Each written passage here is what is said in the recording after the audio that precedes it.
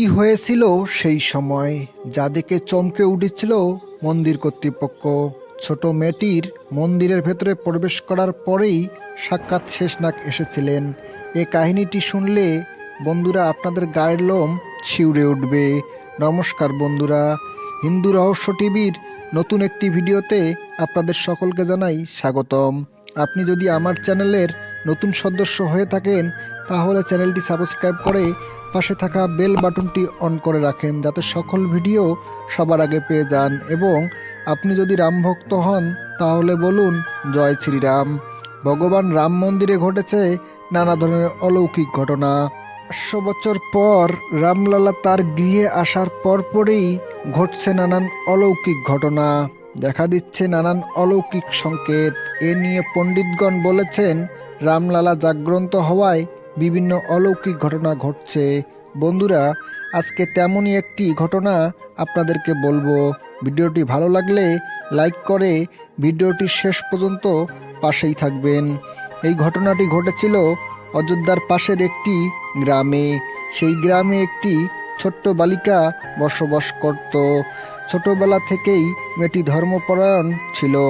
মেয়েটি ছোট হলেও সকল ধরনের ধর্মীয় কর্ম করত। অযোধ্যা মন্দিরের উদ্বোধনের কিছুদিন আগের কথা।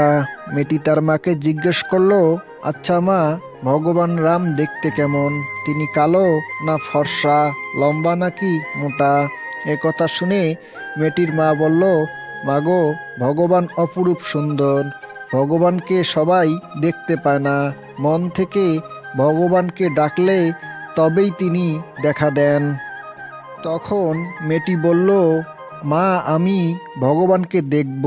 মেয়েটির মা বলল, সামনেই তো 22 জানুয়ারি ভগবান রামলালার মন্দির উদ্বোধন, ওখানে গেলেই ভগবানকে দেখতে পাবে।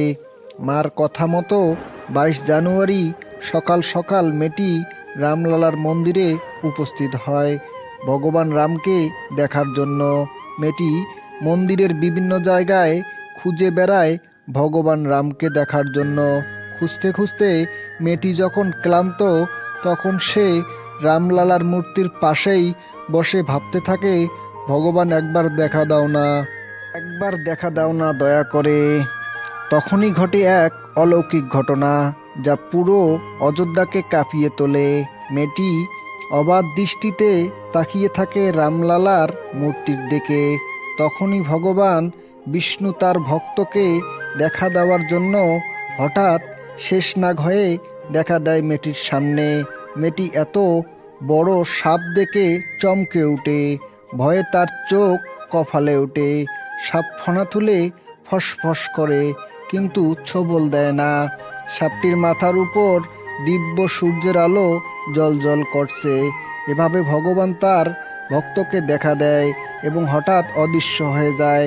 মেয়েটি এ দৃশ্য দেখে বুঝতে পারে ভগবান তার কথা শুনেছে।